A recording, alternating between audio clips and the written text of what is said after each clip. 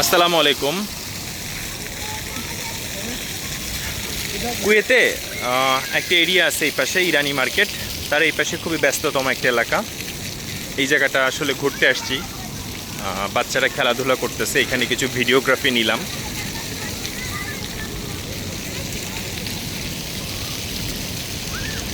এখানে যদিও ইরানি market, but এখানে অন্যান্য দেশের লোকজনও আসে। আমি বাঙালি, আমিও আসছি। বাট এদের কালচার বা সংস্কৃতিগুলি একটু ডিফারেন্ট টাইপের।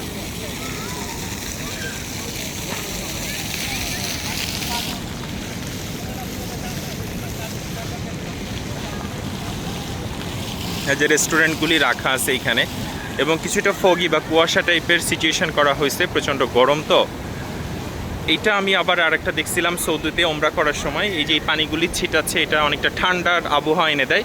প্রচণ্ড গরম, এটা আপনি খুব কম অনুভব হবে আপনার।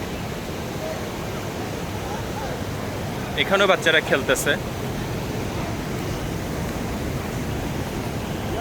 বাবা,